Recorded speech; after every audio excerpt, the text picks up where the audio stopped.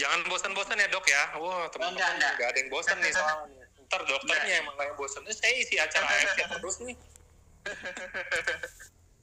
Alhamdulillah.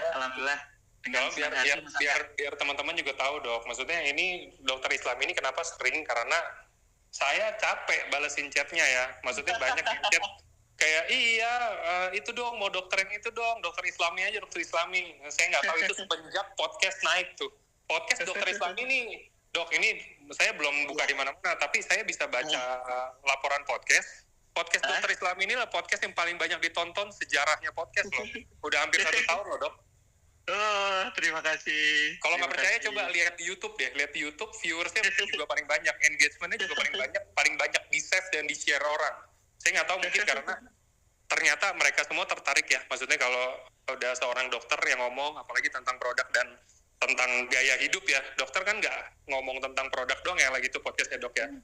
Tentang saya lihat potongan-potongannya tuh malah yang dipotong bukan suba atau utsunya dok, yang dipotong itu kayak kenapa jadwal tidur nggak boleh berantakan, apa pentingnya konsumsi sayur, apa yang kayak gitu, kenapa nggak boleh panasin maka justru yang kayak gitu-gitu tuh dok, maka orang tertarik tuh, ya kan? Gitu. Jadi terima kasih ya buat dokter Islami ya, saya belum sempat mengutarakan terima kasih yang sangat besar mewakili manajemen dok, udah support mendukung terus AFC untuk lebih baik lagi dok. Amin. Terima kasih. Saya pun bahagia juga sudah bergabung di AFC, kemudian bersama-sama Mas Angga dan tim ya di AFC. Karena memang support sistem AFC itu luar biasa loh kawan-kawan.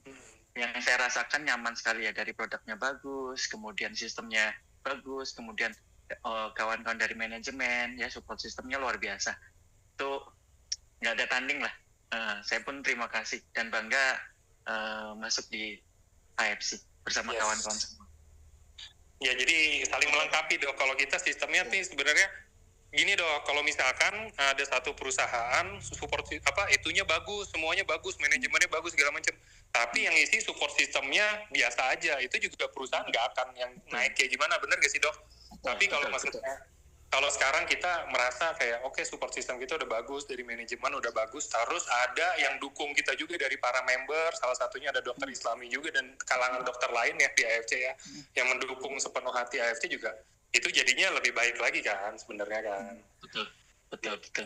Kira-kira gitu ya teman-teman ya, itu intro aja ya, biar kalian gak bosan aja, takutnya ntar udah masuk langsung gini, ya nggak apa-apa, saya kasih fakta terbaru tuh, dokter Islami podcast di YouTube AFC Life Science itu paling banyak ditonton.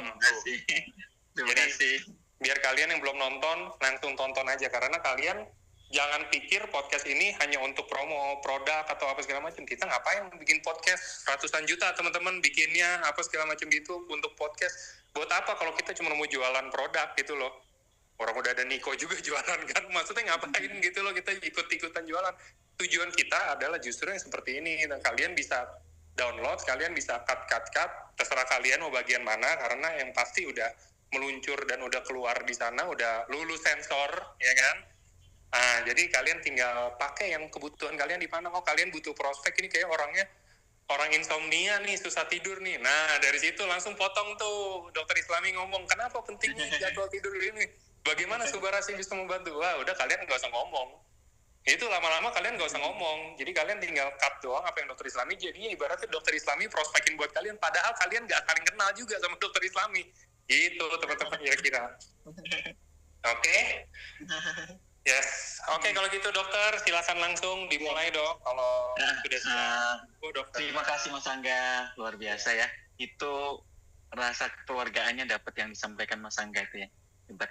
Ya, kita semua di AFC benar-benar merasakan memang sebagai keluarga yang ya itulah intinya, bangga banget lah sama kawan-kawannya. Dan saya nggak pernah bosan ya untuk support kawan-kawan. Nah, jadi ini mungkin materinya ini kalau mau dibahas tuh bisa 1 bulan penuh tuh nggak selesai ya. Jadi nggak apa-apa, karena gagal ginjal ini aspeknya sangat banyak ya. Cuma nanti spill dulu, kita nanti bahas lebih ke permukaan ya, karena memang untuk teknisnya, cara perhitungannya itu, kayak contoh nih perhitungan konsumsi makanan ya nutrisinya, protein, kemudian konsumsi airnya, kemudian konsumsi gula, garam. Itu kalau misalnya kawan-kawan mau jago itu memang harus dihitung. Nah, sehingga kenapa? Karena kunci dari keberhasilan terapi gagal ginjal itu keseimbangan, ya, baik keseimbangan cairan, keseimbangan nutrisi, nggak kurang nggak lebih, itu poinnya itu kawan kan keseimbangan. Nah makanya saya sering ngomong tuh memaksimalkan minum, ya, bukan banyak minum, memaksimalkan minum. Kenapa? Kalau misalnya kawan-kawan ada kebutuhan cairan misalnya 500 sampai 800 sehari, plus jumlah urin misalnya. Urinnya misalnya 100 cc atau 200 cc, berarti 500 sampai 800 ditambah 200 misalnya. Berarti 700 sampai 1000. Nah, maksud saya ini kawan-kawan, kalau bisa kita diseribukan, karena 500 sampai 800 cc itu air yang keluar lewat pernafasan, lewat keringat, dan lewat yang lain-lain kecuali lewat kencing. Nah itu perkiraannya 500 sampai 800. Nah jadi jangan kalau misalnya kita nggak memaksimalkan, contoh gimana sih dok cara memaksimalkan? Ya caranya kita berolahraga, keluar keringat, kemudian dapat provitamin D, kemudian yang lain-lain. Nah itu yang saya sarankan kita maksimalkan, sehingga minum kita lebih banyak dibandingkan kawan-kawan yang lain. Nggak tadi 700 ya, kita bisa sampai 1000 cc gitu tuh. Nah poinnya di situ ya, keseimbangan. Saya sampaikan memaksimalkan keseimbangan yang bagus untuk tubuh. Kenapa? Ya memang regenerasi itu butuh cairan kawan-kawan, sel itu butuh cairan. Nah ini bertolak belakang dengan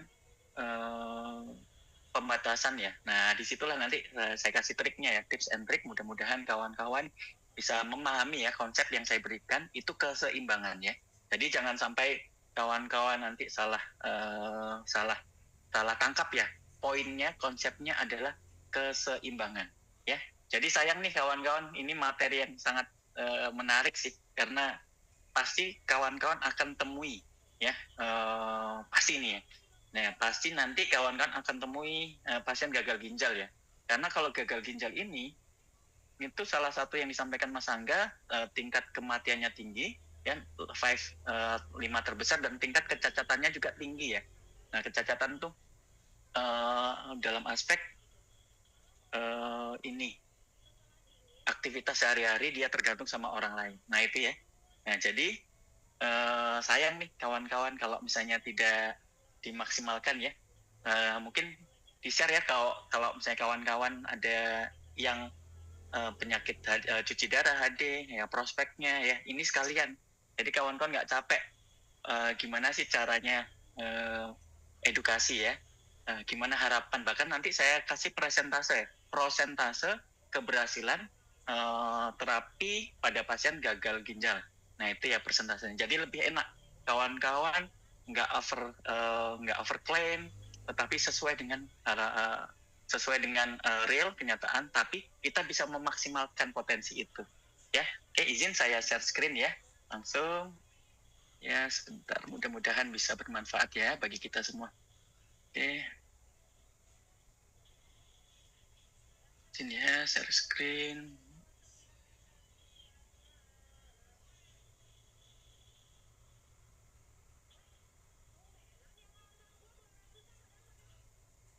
Nampak ya? Sudah nampak kawan-kawan? Untuk pertanyaan kawan-kawan ya, pertanyaan nanti dulu ya, jangan ketik dulu pertanyaannya ya. Soalnya nanti kalau misalnya diketik dulu nanti nggak kebaca ya. Jadi nanti pas saya ngomong mulai pertanyaan, kawan-kawan silakan ketik ya. Jadi kawan-kawan catat aja dulu ya. Sambil mendengarkan kawan-kawan catat ya. Nah itu ya. Oke, bismillahirrahmanirrahim. Oke, nah ini ya, saya suka ya keajaiban ya. Keajaiban AFC ya, Asayama Family Club. Ingat, AFC adalah perusahaan farmasi tertua di Jepang ya. Nah, dia produk medis juga, tetapi lebih ke nutrisi. Nutrisi apa?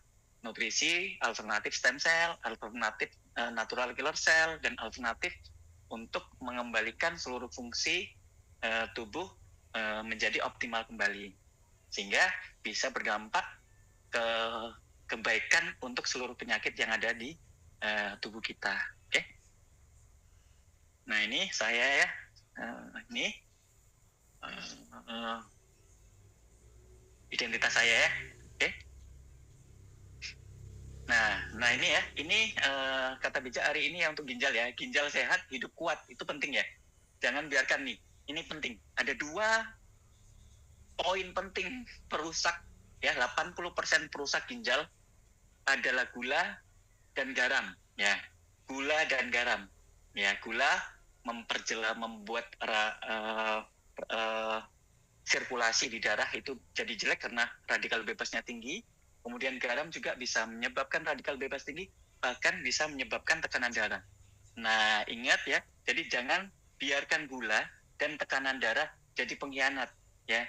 Gula ini silent killer, tekanan darah juga silent killer kawan-kawan. Jangan sampai kawan kan sudah gagal ginjal, udah terlambat, udah menyesal. Jadi kawan-kawan yang punya gula, yang punya tekanan darah, mohon dari sekarang kontrol ya. Kontrol itu dari pola hidupnya dijaga ya. Nah, kemudian konsumsi obat ya medis juga rutin kontrol ke rumah sakit ya. Kemudian boleh konsumsi nutrisi AFC sehingga fungsi dalam tubuh kita kembali normal, sehingga harapannya kita nggak tergantung dengan obat ya. Oke ini ya, apa sih dok gagal ginjal dok? Nah ini ya, simpel aja kawan-kawan catat ya. Jadi ginjal itu gagal ya, gagalnya apa dok? Menyaring ya. Nanti ada gambar, nanti ada video, nanti kawan-kawan dengarkan ya. Ada gambar ya. Nanti ginjal itu kemampuan menyaringnya itu hilang ya. Kemudian membuang sisa metabolisme juga nggak bisa.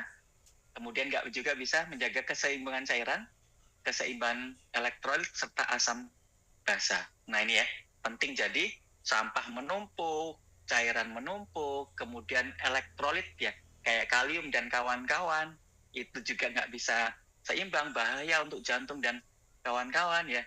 Kemudian di dalam darah bisa asam, bisa racun, ke otak bisa kayak orang gila ya. Nah ini racun-racun yang ada dalam tubuh yang bisa menyebabkan kerusakan ya hampir di seluruh tubuh kita. Jadi kalau kawan-kawan yang disuruh cuci darah ya, fungsi cuci darah untuk ini kawan-kawan supaya racun nggak merusak lebih banyak. Kalau sel banyak yang rusak ya, semakin stres oksidatif, ginjal pun semakin cepat rusak. Nah dia kayak lingkaran setan. Kawan-kawan menunda cuci darah ya, racun itu akan menumpuk lagi di dalam darah dan itu juga akan merusak ginjal lagi. Jadi EGFR-nya akan cepat akan cepat turun ya, cepat rusak ginjalnya itu. Nah jadi kalau misalnya kawan-kawan disuruh cuci darah, nah kawan-kawan boleh menunda, cuma ada batas waktunya. Nah menundanya pun juga ada syaratnya. Kawan-kawan tergantung derajatnya juga. Kemudian kawan-kawan juga ada terapi yang akan dilakukan. Nah, kemudian dengan adanya kawan-kawan batas waktu, kawan-kawan bisa mengevaluasi apakah ini cukup ya dengan terapi yang sudah ada, apakah perlu dicuci darah. Nah, itu ya, kawan-kawan konsepnya itu. Cuci darah itu bukan mengobati ya, cuma menyelamatkan nyawa ya, supaya racunnya itu cepat hilang, supaya kerusakan sel itu nggak makin banyak. Nah itu poin penting, catat di situ ya. Nah terus dok, patofisiologinya ya, jadi darah itu nggak bisa disaring ya dengan baik ya. Kemudian produk metabolik ya, ingat tubuh kita itu metabolismenya itu mengeluarkan sampah ya, baik makan ya protein itu kita pecah protein yang besar, kemudian nutrisi yang peptidanya, asam aminonya kita serap ya, kita diserap oleh sel. Nah sampahnya kayak ureum, kreatinin itu dibuang di ginjal. Jadi kalau misalnya gagal ginjal nggak bisa itu buang ureum sama kreatinin, pasti ureum kreatininnya naik. Nah kemudian menjaga keseimbangan cairan dan elektrolit ya. Nah kalau misalnya kawan-kawan nanti tanda awal gagal ginjal, kawan-kawan salah satunya cek ureum kreatinin. Kalau sudah agak berat, toksinnya udah banyak, nanti ada kandungan urea ya dalam darah yang tinggi ya, kemudian juga di urin ya. Nah ini kawan-kawan boleh kita lihat sebentar, kurang lebih 4 menit ya kawan-kawan, lihat dulu ya. Oke, tunggu pakai suara, ini penting. Kawan-kawan, karena penjelasan saya akan berhubungan dengan ini, kawan-kawan silakan cek sebentar ya videonya ya. Are located on Oke, ini ya kawan-kawan silakan lihat dari anatominya, kemudian nanti ada gagal ginjal akut dan kronik ya, ada sekitar 4 menit ya videonya. The kidneys are located on either side of the spinal column in the posterior abdominal cavity, behind the peritoneum. The functions of each kidney include filtration of metabolic wastes, fluids, and electrolytes from the blood during urine production, stimulation of red blood cell production, and regulation of blood pressure. Nah, ingat ya, di ginjal nggak cuma tadi ya mengeluarkan sampah, ya nggak cuma menjaga elektrolit, menjaga asam basa. Juga ingat ya, di ginjal itu juga di makula densa, dia mengatur hemoglobin yang ada dalam tubuh ya. Di ginjal itu penghasil eritropoietin ya, hormon untuk meningkatkan produksi dari hemoglobin. Kalau itu rusak di ginjal, maka HB kita akan senantiasa rendah ya, turun terus. Nah itu. Nah, dan juga di ginjal, ingat ya, di ginjal itu dia darah disaring di situ ya. Sehingga kalau misalnya ada permasalahan di ginjal, dia salah satu pengatur untuk tekanan darah. Itu ya, fungsi dari ginjal. The medullary pyramid and outer cortex compose the renal lobe, the structural unit of the kidney. Branches of the renal artery supply each renal lobe. Ini anatominya ya. The functional unit of the kidney is the nephron. Nah, ini fungsional unit ya, sel ginjal itu namanya nefron. Nah, bentuknya unik kawan-kawan. Sel ginjal itu bentuknya unik ya. Aliran darah masuk, aliran darah keluar, aferen sama eferen, kemudian ada saluran kencing ya, tubular di situ ya, di kapsula Bowman nanti yang akan memfiltrasi, nanti menghasilkan urin. Nah, di situ kompleksitasnya. Jadi kawan-kawan, sel ginjal ini dia kompleksitasnya sangat besar ya. Ada darah, arteri, vena yang kecil-kecil, yang halus, kemudian ada kaliks ya, saluran dari urin ya. Kemudian di situ ada osmosis ya, perpindahan antara elektrolit ya dari aferen ke eferen ya di tubulus. Nah ini luar biasa rumit kawan-kawan kalau misalnya proses yang terjadi di ginjal. Jadi nggak mudah untuk kalau misalnya rusak nggak mudah untuk diperbaiki. Composed of the renal corpuscle and the renal tubule. The renal corpuscle is where initial blood filtration occurs. It consists of a spherical network of capillaries called the glomerulus, enclosed by a cup-shaped structure called Bowman's cap. Nah ini ya, darah kawan-kawan masuk ke ini ada saluran besar ya, namanya aferen ya, pembuluh darah aferen. Nah kemudian kenapa kok dia bisa filtrasi? Dia ada pembuluh darah eferen yang ukurannya lebih kecil. Jadi dari besar kemudian melingkar-lingkar, keluarnya itu pembuluh darahnya kecil sehingga dia akan keluar ya, darah akan kayak seperti dipompa keluar. Nah disitulah mekanismenya. Jadi untuk sampah-sampah dipaksa keluar. Nah nanti yang bersih ke pembuluh darah eferen. Nah baru nanti di tubulus akan pindah-pindah lagi ya untuk proses osmosis ya. So, the size difference between the afferent arteriole and the efferent arteriole of the glomerulus creates the pressure that forces glomerular filtrate into Bowman's capsule. Reabsorption of water and other substances occurs in the renal tubule. 99% of the glomerular filtrate is reabsorbed as it passes through the parts of the renal tubule. Nah, ada beberapa zat ya, mineral dalam tubuh kita yang sudah masuk ke urin, itu bisa diserap lagi. Nah, ini fungsinya di tubulus ya, di tubulus renalis. Nah, ini langsung kita bahas ya. Failure is the sudden loss of the kidney's ability. Kita bahas, tunggu sebentar, yang The gagal ginjal kidney's akut. Nah ini, ya kawan-kawan. surgical removal of kidney tract obstructions may be required. Nah ini gagal ginjal akut ya, ini gagal ginjal kronis. Chronic renal failure is the loss of kidney function over a period of years. Ya, lihat selnya di glomerulusnya, dia udah mengeras kawan-kawan ya. Jadi nggak bisa dilewati darah, nggak bisa urin, nggak bisa keluar. Nephron function is lost as a result of systemic diseases such as hypertension and diabetes mellitus, or kidney diseases such as chronic glomerulonephritis. Nah, akhirnya apa? Nggak bisa keluar kencing ya kawan-kawan ya. Nah ini, kita langsung masuk saja ya. Mudah-mudahan videonya bisa menerangkan sedikit ya. Oke. The kidney. Nah, oke. Nah, jadi kawan-kawan ya, langsung ya. Gagal ginjal dibagi dua, gagal ginjal akut sama gagal ginjal kronis ya. Nah, kalau gagal ginjal akut ya kawan-kawan nih. Nah, dia prosesnya cepat ya, bisa jam, bisa hari. Nah, seringkali bisa reversible.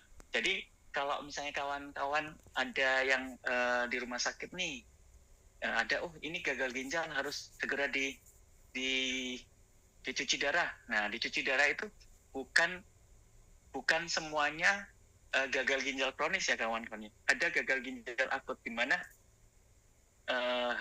racunnya harus segera dikeluarkan, cuma fasenya fase akut. Nah, dia masih reversible. Nah, kalau yang gagal ginjal kronik yang baru kemungkinan kalau misalnya nggak cepat kita cuci darah, bahkan cuci darahnya akan berlanjut terus-menerus ya. Kalau gagal ginjal akut, ini ya poinnya, kalau gagal ginjal akut dia masih reversible, apalagi jika ditangani lebih dini ya. Penyebabnya bisa dari sebelum ginjal ya, prerenal, renal, sama postrenal. Nah, prerenal ini gara-gara kekurangan cairan yang masuk ke ginjal. Nah, contohnya pada pasien perdarahan cepat ya, diare ya, darahnya berkurang ya, mual, muntah, dehidrasi berat. Nah, sehingga aliran darah ke ginjal drop. Nah, sehingga gagal ginjal akut ya, nggak keluar kencingnya. Nah, itu ya, nggak keluar kencingnya, sampah numpuk ya di dalam darah karena airnya banyak keluar tapi sampahnya nggak bisa dibuang lewat urin. Nah, sehingga numpuk sampahnya. Nah, kalau itu sampahnya berlebihan, kemudian pasiennya tidak bisa mengeluarkan kencing, itu segera harus dicuci darah. Ya, kenapa? Masih akut dan bisa kembali normal lagi.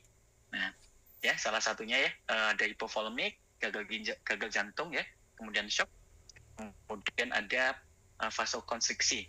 Ini intinya tekanan darahnya mengecil ya. Nah, penyebabnya apa? Hati-hati dengan obat-obat ACE inhibitor ya, NSAID, obat steroid ya, hati-hati. Sehingga apa? Aliran darah ke ginjal berkurang, GFR-nya turun, sehingga retensi urin, kreatinin ya, sampahnya naik ya. Jika berkepanjangan bisa rusak.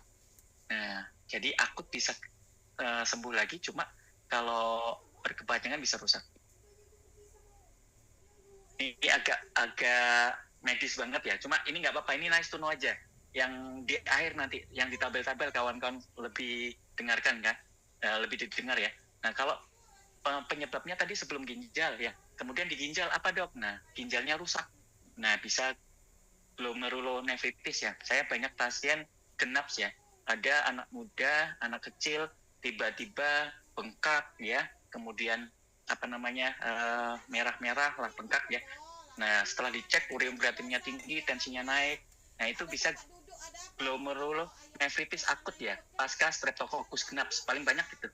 Nah, itu termasuk akut kawan-kawan. Kalau misalnya kawan-kawan nggak diobati dengan benar ya, anak-anak yang dulunya infeksi radang tenggorokan, kemudian tiba-tiba tensinya tinggi, kemudian bengkak, setelah dicek ureum kreatinnya tinggi, diperiksa sama dokter, itu glomerulonefritis akut pasca Streptococcus. Nah, itu termasuk yang akut ya kawan, bisa sembuh asalkan penanganannya lebih dini dan lebih cepat ya. Nah, kemudian ada obat-obat yang menyebabkan nefrotoksik, ya. Ada yang logam berat, ya, kontras, ya, aminoglykosid. Nah, jadi kawan-kawan, kalau suntik-suntik logam ya, hati-hati ya, kawan-kawan untuk pemutih-pemutih ya, suntik-suntik yang langsung, ya sekarang kan marak tuh. Nah, itu bisa rusak ginjalnya, hati-hati, ya. Nah, kerusakan sel tubulus, kebocoran, kemudian penurunan absorpsi dan filtrasi. Akhirnya ginjalnya hancur. Nah, ini gagal ginjal akut. Nah, ini kawan-kawan post renal ya, setelah ginjal. Setelah ginjal itu berarti saluran keluarnya itu tersumbat. Salah satunya batu ya. Penyebab batu paling banyak ISK, infeksi saluran kencing. Nah, jadi saran nih kawan-kawan, infeksi saluran kencing pada laki-laki sering timbul ya. Saya sarankan sunat sih intinya. Kalau misalnya sunat ya, kalau bagus ya, kencingnya, urinnya bagus, nggak gampang infeksi, nggak gampang jadi batu. Nah, kalau sering batu, batunya besar, kemudian menyumbat di ginjal, ginjalnya rusak. Jadi gagal ginjal akut ya. Jadi nggak ada salahnya sih sekarang sih, bukan karena agama ya, sunat itu ya. Karena bisa mengurangi faktor risiko ya. Nggak cuma infeksi saluran kencing, batu, kemudian mengurangi resiko kanker penis ya, akan mengurangi resiko kanker serviks pada wanita karena bisa ditransmisikan. Nah, ini gagal ginjal akut nggak kita fokus banget. Nah, ini yang gagal ginjal kronik nih, kita masuk di gagal ginjal kronis. Ini yang kawan-kawan yang paling takut ya.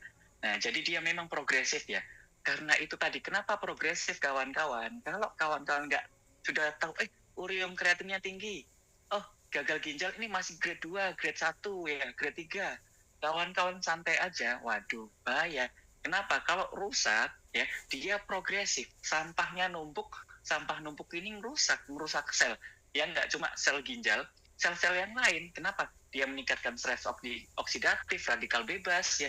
Akhirnya apa? Merusak sel yang lain rusak, sampahnya dibuang melalui air yang di ginjal, jadi numpuk ya.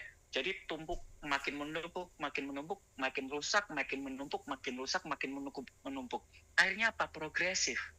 Nah, jadi ingat ya, jangan main-main kalau misalnya sudah ureum kreatinnya tinggi ya. Jadi berobat ke medis ya supaya cepat pulih ya. Harapannya sel-sel nefronnya itu nggak rusak semua, yang masih bisa reversible. Ya, nanti ada sel-sel apa yang bisa diperbaiki sama sel-sel yang nggak bisa diperbaiki, ada tabelnya saya terangkan ya. Nah, intinya dia progresif, racun harus segera dikeluarkan. Nah, kalau sudah gagal ginjal kronis, rusaknya di sel-sel tertentu, itu kawan-kawan irreversible, ya, tidak bisa membaik kembali. Nah, tetapi ada potensi, nanti ada presentase, kawan-kawan lihat ya. Nah, ini berlangsung apa? Kawan-kawan tanpa sadari, kawan-kawan lebih dari 3 bulan ya, ngeloyo, kemudian kawan-kawan nggak sadar, nah rusak terus ya. Nah, setelah rusak tiap hari, tiap saat, lama-lama numpuk, ginjal tiap hari lebih dari 3 bulan, akhirnya dia irreversible. Penyebab utamanya ini nih, tadi ya, diabetes dan hipertensi paling banyak kawan-kawan. Nah, hampir 80% orang gagal ginjal itu penyebabnya diabetes sama hipertensi ya. Parahnya ini dua-duanya saling melengkapi dia. Kalau hipertensi juga bisa diabetes ya. Diabetes juga bisa hipertensi ya, saling memperberat ya, hati-hati. Nah, nih ya mekanismenya, kerusakan nefron ya. Kemudian nefron yang tersisa hiperfiltrasi sebagai kompensasi. Nah, yang rusak itu rusak. Yang nggak rusak dia kecapean, filtrasinya lebih banyak. Akhirnya apa? Kecapean, rusak juga nanti. Makanya progresif ya. Nah, hiperfiltrasi jangka panjang terjadi sklerosis glomerulusnya, penebalan dan fibrosis. Nah, kemudian akhirnya apa? Terjadi penurunan GFR. Nah, yang kawan-kawan itu kan GFR ya, estimate ya. Itu ada estimasi ya, tergantung minum. Nah, kalau yang di ginjal itu, istilah ginjal itu glomerular filtrasi rate-nya, GFR-nya. Tapi kalau yang di lab itu GFR ya, estimasinya. Nah, itu hampir sama ya, hampir mendekati dengan GFR. Nah, kemudian terjadi penurunan GFR, kemudian retensi ureum, retensi kreatinin, retensi kalium dan cairan, ya. Kaliumnya banyak, kemudian cairannya di dalam tubuh banyak, akhirnya bengkak di paru-paru dan di seluruh tubuh. Nah, akhirnya apa? Tubuh respon kawan-kawan, mengaktifkan fase renin, angiotensin, aldosteron sistem makin berat. Nah, jadi pembuluh darahnya makin vasokonstriksi, akhirnya hipertensi, sehingga mempercepat kerusakan. Nah, jadi terjadi kesalahan mekanisme, bukan kesalahan ya. Tubuh sudah di ambang batas untuk menyeimbangkan kembali. Nah, sehingga akibat dari proses keseimbangan yang salah, kerusakan ginjal akan makin cepat. Nah, kenapa progresif ya? Nah, jadi kalau misalnya tubuh bengkak kan salah satunya nanti ras meningkat ya. Ras meningkat malah vasokonstriksi. Makin banyak yang rusak ya. Seperti itu ya kawan-kawan, keseimbangan yang salah. Oke, nah kalau di dalam tubuh apa saja dok? Nah, akumulasi ureum kreatinin, terjadi uremia ya. Ureum meningkat pada darah. Kemudian asam basa. Nah, terjadi asidosis metabolik. Nah, kalau asidosis metabolik kawan-kawan ya, bisa dibantu dengan asidosis respiratorik ya. Nah, ada keseimbangan metabolik itu nanti larutan buffer dan kawan-kawan ya, ureum dan kawan-kawan. Nah, jadi untuk pasien gagal ginjal, biar nggak asam, walaupun asidosis metabolik itu terapinya itu bukan dari tarik nafas ya. Kalau asidosis respiratorik itu bisa dibantu dengan pola nafas ya, tarik nafas. Tapi tetap ya saya sarankan pasien gagal ginjal baik mau akut maupun kronik, saya minta tolong tarik nafas ya panjang 10 kali setiap jam. Kenapa? Nanti ada uap air yang ada dihangatkan di paru-paru itu bisa keluar, ya bisa berkurang, ya ekskresinya bisa bertambah ya, bisa keluar. Yang kemudian oksigen yang tinggi di dalam darah akan memperbaiki asidosis ya. Nah, asidosisnya akan berkurang. Nah, itu ya, kawan-kawan, untuk yang gagal ginjal, saya sarankan tarik nafas 1 jam 10 kali ya. Per jam itu 10 kali. Tarik nafas dalam, hembuskan. Ya, tarik nafas dalam, hembuskan 10 kali. Rutin kawan-kawan ya. Kalau mau sembuh, kawan-kawan fokus. Nah, ini saya kasih tips yang ringan, walaupun nggak signifikan dok. Tapi sekecil apapun potensi yang kita bisa dapatkan, kawan-kawan maksimalkan. Ya, kawan-kawan maksimalkan. Kemudian cairan dan elektrolit, terjadi retensi natrium dan air. Natriumnya banyak. Ya, hati-hati, berarti kawan-kawan harus rendah garam ya. Orang sehat kurang dari 5 gram ya. Nah, jadi kalau udah gagal ginjal, hati-hati, batasi air dan garam. Kenapa? Kalau enggak bisa bengkak, bisa tensinya naik, bisa hiperkalemia. Kemudian nah ini tadi kan ada kerusakan di sel di makula densa, penghasil eritropoietin, sehingga di darah itu akan cenderung anemia. Nah, di tulang dan mineral hiperfosfat. Nah, di darah kita hiperfosfat sama hipokalsium. Nah, tapi kasih sayang. Nah, di tulang ya hiperfosfat gamma hipokalsemia. Akhirnya apa? Terjadi osteodistrofi di ginjal ya, kalsifikasi di ginjal ya. Jadi udah fibrosis, kemudian ginjalnya mengeras, makin mengecil. Nah, kemudian di kardiovaskuler, hipertensi, gagal jantung, kemudian di saraf bisa pasien saya itu karena racunnya banyak terjadi ensepalopati, ngelantur kayak kesurupan. Nah, kalau misalnya di rumah yang gagal ginjal ngomong ngelantur kemudian kayak kesurupan gitu, nah itu bukan kesurupan, nanti dibawa ke dukun ya, dibawa ke itu ya. Nah, dibawa segera ke rumah sakit untuk dicuci darah. Kenapa? Terjadi ensepalopati ya, keracunan di otak ya. Nah, ini biomolekulernya ya. Jadi ini penting kawan-kawan screenshot ya. Kenapa? Di sini saya terangkan potensi sel-sel itu bisa membaik apa enggak. Nah, ini ya. Yang pertama, mekanismenya tadi ya, cedera nefron ya, kronik karena hipertensi, diabetes, racun, kemudian infeksi, kemudian hipoksia. Nah, kemudian dia pelepasan sitokin proinflamasi. sehingga proses inflamasi awal ginjal, kerusakan awal ginjal dimulai. Ya, akibat hipertensi, diabetes, racun, ya, infeksi, ya, kemudian hipoksia. Ya, jadi yang hipoksia ini kawan-kawan bisa gampang nih. Jadi kawan-kawan tarik nafas banyak-banyak ya sebelum gagal ginjal. Jadi sering-sering latihan tarik nafas ya, itu bagus ya. Nggak cuma untuk jantung, nggak cuma untuk otak, di ginjal juga bagus. Nah, di darah juga bagus ya. Kalau oksigen tinggi, dia basah, ya nggak asam. Nah, kemudian bisa mengurangi ROS ya, radikal oksigen species. Nah, kemudian setelah inflamasi setelah inflamasi di ginjal, langsung nih sel-sel radang ya, mediator inflamasi naik, interleukin 6 ya, makin banyak nih, makin peradangan. Nah, setelah inflamasi, kemudian terjadi peradangan kronis. Nah, kemudian akhirnya apa? Stres oksidatif meningkat.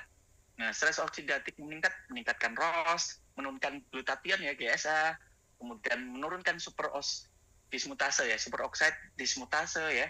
Nah, ini akhirnya terjadi nekrosis kawan-kawan.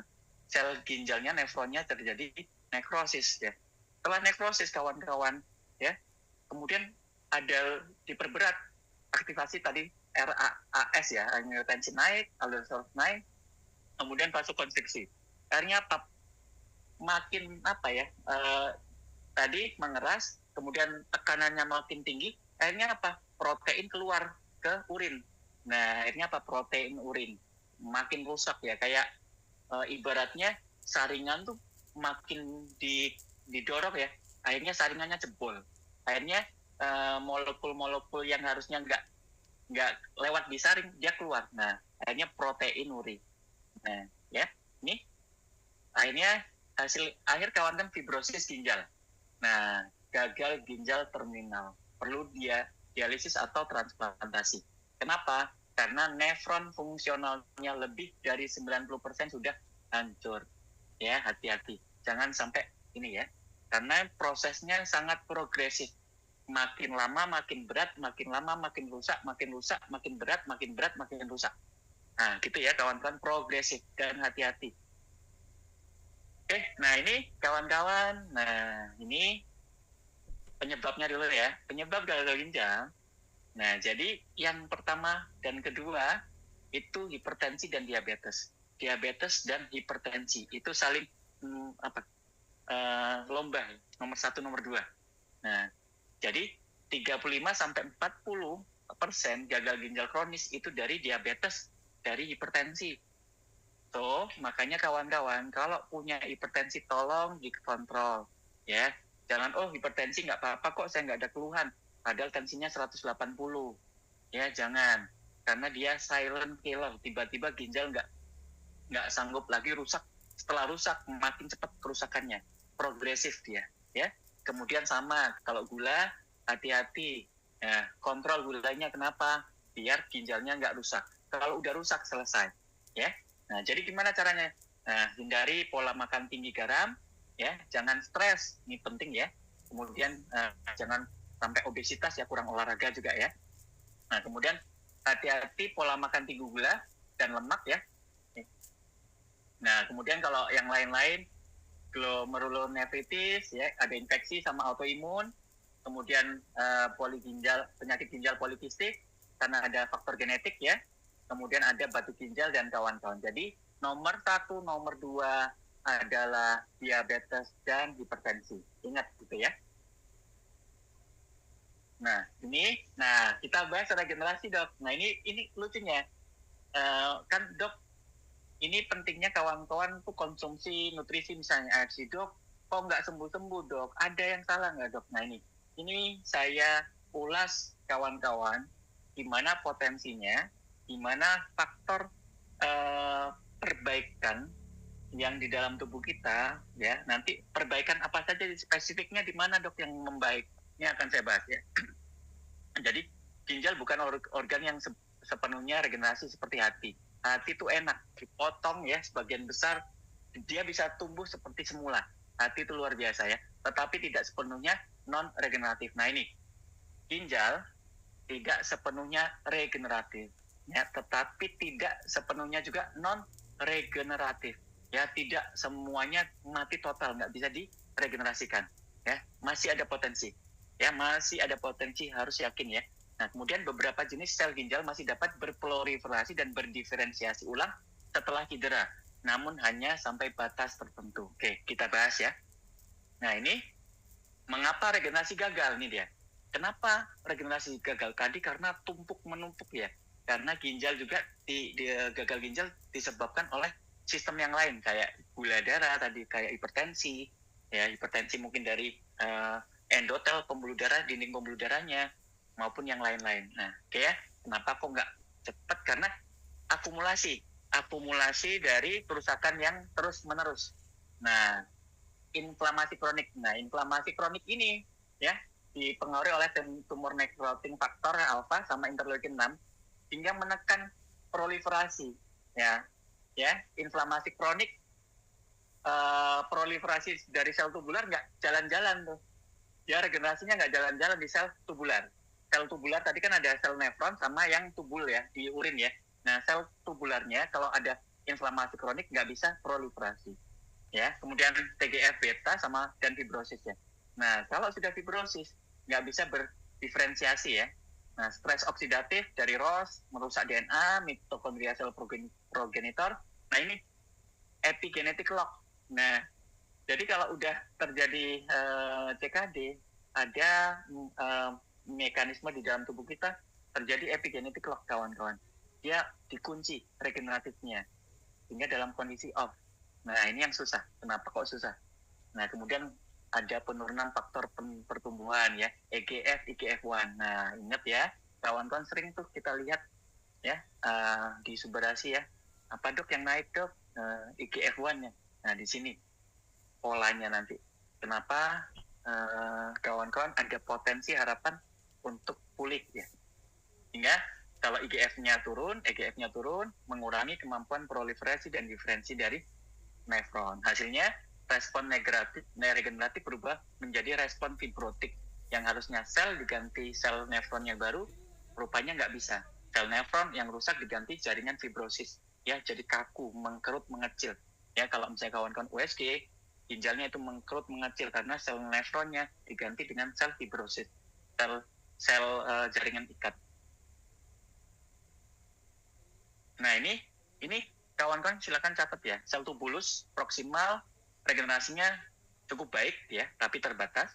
Podosit, nah sel ginjal ya, podositnya yang sel di dalam nefron ya, itu sangat terbatas. Nah ini dia, endotel terbatas, kemudian fibroblast negatif ya, hati-hati. Sel-sel interstisial itu nggak bisa regenerasi.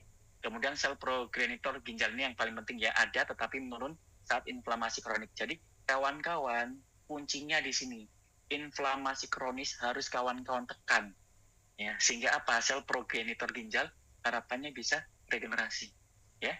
Nah ini potensial target terapi regeneratif ya dari stem cell. Nah oke, di sini. Nah kemudian endotel aman ya, kawan-kawan dengar juga ya, di subarasi itu juga bisa mempengaruhi VEGF ya. VEGF ini bisa dibantu dengan kondisi yang optimal yang disediakan oleh subarasi. Nah ini ya. Nah jadi memperbaiki endotel dari ginjal ya. Oke. Nah ini kawan-kawan silakan di screenshot ya. Ini penting kawan-kawan kalau misalnya saling baca-baca ya. Kawan-kawan yang punya gagal ginjal atau kerabat ya. Nah ini lebih lengkapnya tadi yang saya sampaikan. Nah karena ini ya. Nah ada kemampuan regenerasi yang menjadi potensial terapi kita ya. Kita kaitkan dengan subarasi utsukushi. Nah sel tubulus tadi ya cukup baik. Sel podosit sangat terbatas. Endotel glomerular itu terbatas. Sel interstisial atau fibroblast tidak regeneratif. Nah, sel progenitor ginjal ada. Nah, potensial. Nah, ini fokus utamanya. Sel mesangial terbatas, sel endokrin ginjal ya, Johnson glomerulus JG ya, sel JG itu sangat rendah. Nah, kawan-kawan screenshot ini silakan. Ya. Nah, tapi nanti saya kasih persentase kok, tenang aja. Kawan-kawan screenshot aja nggak apa-apa sambil baca-baca ya. Oke. Nah, oke. Jadi gimana dok cara terapinya? Tadi nggak cukup minum air ya, tadi temanya kan minum air, tapi saya terangkan dulu ya. Karena nggak semudah itu kawan-kawan, nggak cuma minum air aja, tapi cukup kompleks ya. Ginjal ini kerjanya cukup kompleks, bahkan kerjanya itu berat banget dibandingkan organ yang lain ya, nggak pernah istirahat ya, karena darah disaring terus sama dia. Nah ya, apalagi kalau sel yang lain masih ada istirahatnya kawan-kawan, kalau ginjal nggak istirahat, sama jantung juga nggak istirahat. Nah oke. Nah penelitian regeneratif CKD ini fokus pada stem cell terapi ya, bisa MSC, bisa renal progenitor ya. Nah ini nanti kita bahas ya. Nah ini TGF, NF ya, yang untuk menghambat fibrosis. Kemudian antioksidan molekuler, nah glutathione ya, kemudian reprogramming sel tubular. Ingat ya, di SUBA dan UTSU ya ada yang namanya sirtuin 1, sirtuin 6 ya, itu diaktifasi sehingga terjadi perbaikan dari DNA ya, kemudian perbaikan dari kromosom ya, telomernya memanjang. Itu terjadi pada saat infeksi kronis peradangan kronis ya, inflamasi kronik. Itu pasti terjadi kerusakan DNA, terjadi pemendekan dari kromosom, terjadi disfungsi dari mitokondria, kemudian selnya gampang rusak, usianya singkat, kemudian lingkungan sekitar sel itu banyak mediator inflamasi, jadi makin rusak sekitar-sekitarnya. Nah ini ya, semua kemarin kita bahas ya, insulin-like growth factor 1 dan kawan-kawan Subarasi dan Utsukushi juga bisa memperbaiki ya epigenetic drift dengan cara reprogramming ya. Oke. Nah, ini kawan-kawan langsung ya kita bahas di SUBA dan UTSU ya, SUBA dan UTSU langsung ya. Nah, Dok, peranannya ini kawan-kawan yang penting ya, yang kawan-kawan screenshot yang utama adalah yang ini. Nah, kawan-kawan screenshot. Nah, jadi regenerasi sel tubular bisa nggak, Dok? Nah, di SUBA Gold ya, dia akan meningkatkan IGF-1. Ya harapannya nanti proliferasi dan diferensiasi bisa mulai kembali. Ya, kemudian UTSU Gold, resveratrol yang mendukung energi sel. Nah, sehingga bisa memberikan modulasi dari sistem imun yang ada di ginjal. Ya, biar selnya yang racun-racun ya, mediator inflamasi itu dengan dinetralkan dengan baik, sehingga kerusakannya nggak lanjut, kemudian sel yang rusak supaya dihancurin, supaya bisa diganti sel yang baru ya, sehingga akhirnya memperkuat perbaikan jaringan ginjal. Nah itu ya, kerusakannya di hold ya, karena lingkungannya itu diperbaiki oleh sistem imun kita. Nah sel yang rusak itu dihancurin oleh sistem imun kita, kemudian mempercepat regenerasi ya dari IGF-1 ya, kombinasi SUBA dan UTSU ya, jangan SUBA saja ya kan, Dok ada pasien untuk gagal ginjal, maunya SUBA aja, jangan ya, salah, dua-duanya ya kawan-kawan, SUBA dan UTSU.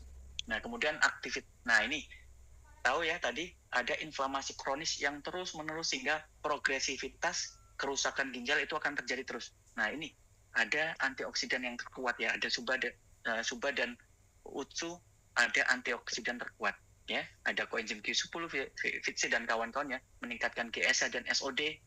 Nah kalau di UTSU ada resveratrol ya, fucoidan. Nah ini mengurangi stres oksidatif sistemik dan lokal di ginjal. Akhirnya ya, proses inflamasi di ginjal juga bisa ditekan. Nah ini ya, sama antiinflamasi juga, menghambat inflamasi kronik penyebab fibrosis ya, baik SUBA dan UTSU. Kemudian antifibrosis juga ya, nah menurunkan progresi sklerosis di ginjal, SUBA dan UTSU ya, ini mekanismenya silakan di screenshot.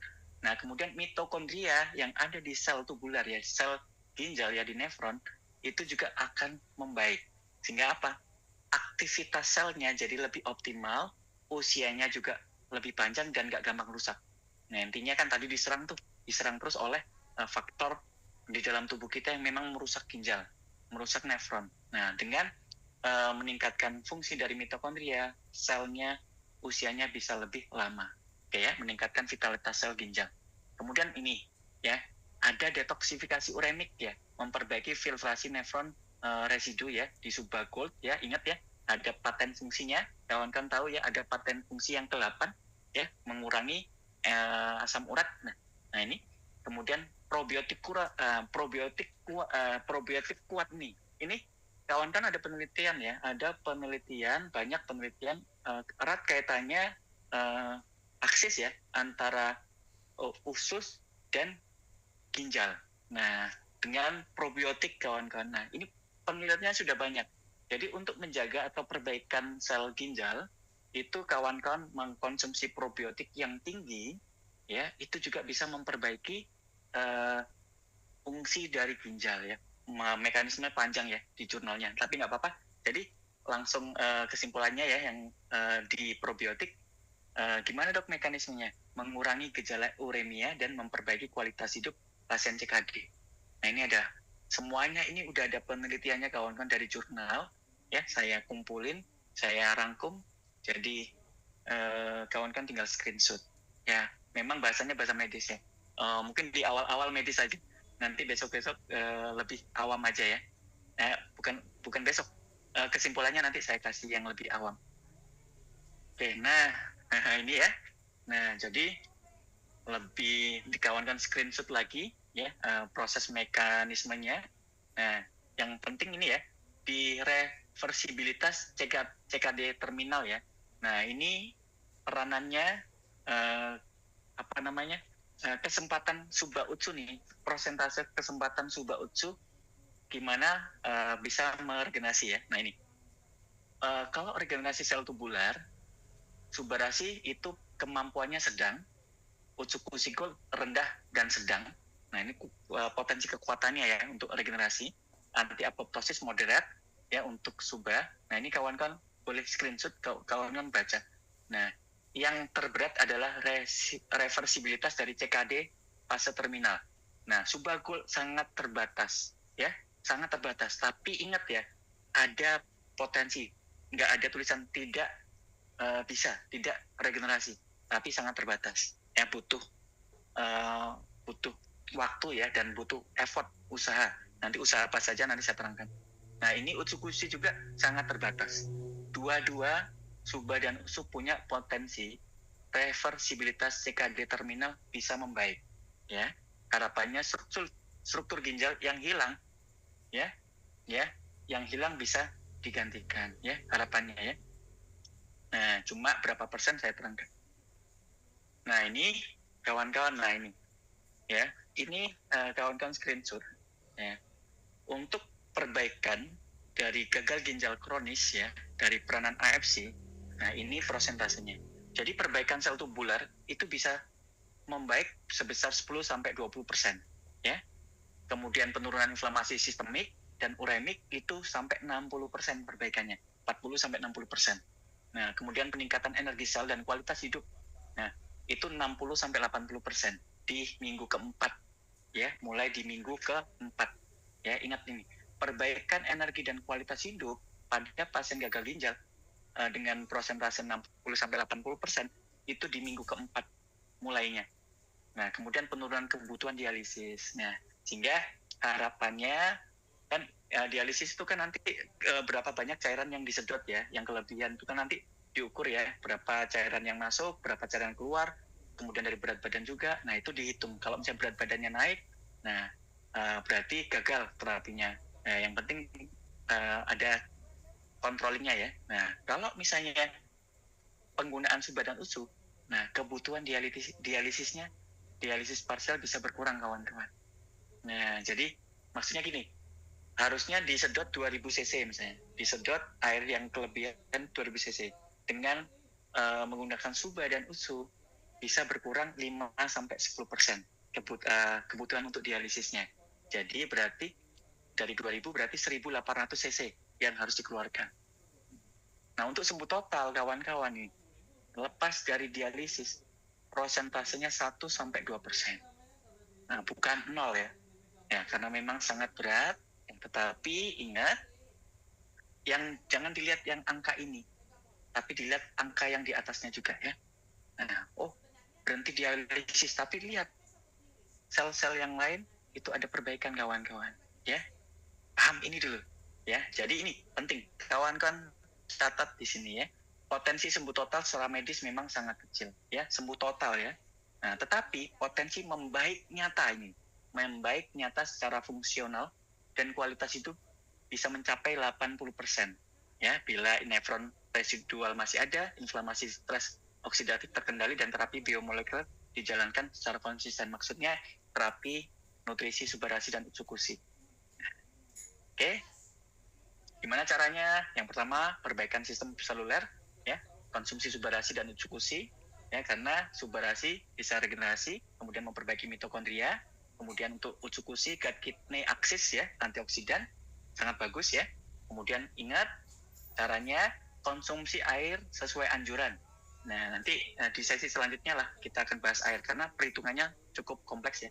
Nah, yang penting kawan-kawan, saat ini kita lihat potensi untuk sembuh sempurna, gimana cara memaksimalkan, ya, gimana cara memaksimalkan potensi kesembuhan pada saat pasien gagal ginjal, bahkan stage 5. Nah, ini hindari overload cairan, ya, hindari edem, tekanan intraglomerular tinggi, jangan, ya. Kemudian cakupan asupan protein, ya, 0,8 sampai 1 gram per kilogram berat badan per hari, ya, mencegah malnutrisi. Nah, kemudian vitamin, boleh vitamin D, C, E, selenium, dan zinc, ya, asal disetujui oleh dokter. Nah, ini perbaikan sistem seluler dan biomolekuler.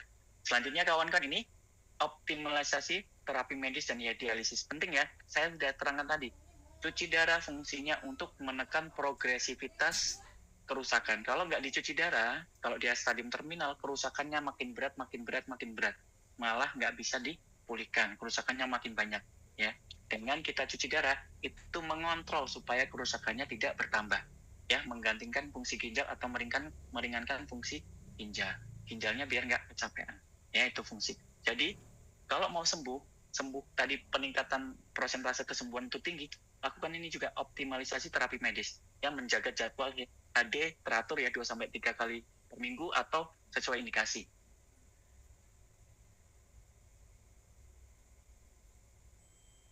Nah, untuk membuat kontrol gula darah, targetnya kurang dari 130/80, ya. Hati-hati karena tahu, ya, tadi di glomerulus tadi, ya, dari aferen sama efferentnya dia mengecil, ya, sehingga tekanannya akan tinggi. Kalau tekanannya tinggi, di situ akan makin rusak. Ya, kemudian kontrol HbA1c kurang dari 6,5, ya. Kemudian obat anemia karena memang cenderung anemia. Nah, kalau misalnya anemia terus-terusan anemia, terjadi kerusakan di sel yang lain, ya. Diskusi pengurakan dosis obat nefrotoksin. Kalau misalnya dokter ada mengkonsumsi meresepkan obat-obat nefrotoksik, ya, kayak NSAID, kemudian aminoglikosida, nanti dokter intinya gini, jangan asal minum obat, ya, konsultasikan ke dokter. Hati-hati kalau orang gagal ginjal minum obat, ya.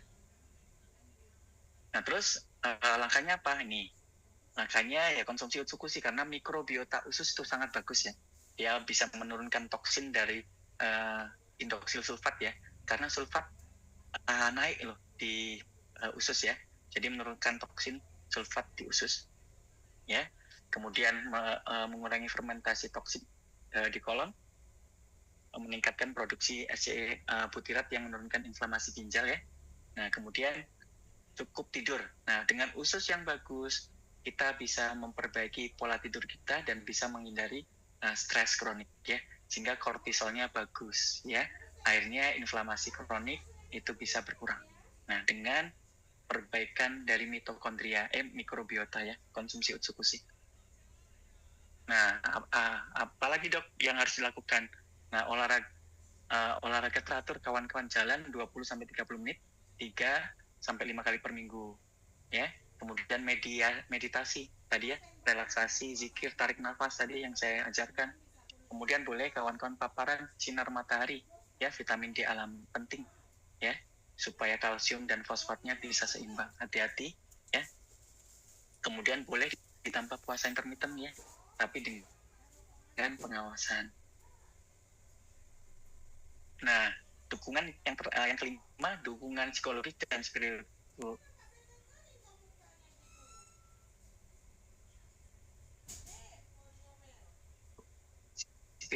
ya. Jadi nah, intinya nggak berdaya. Nah, disitulah peranan kita, kawan-kawan, peranan support system. Nah, harus didukung, ya, secara psikologis.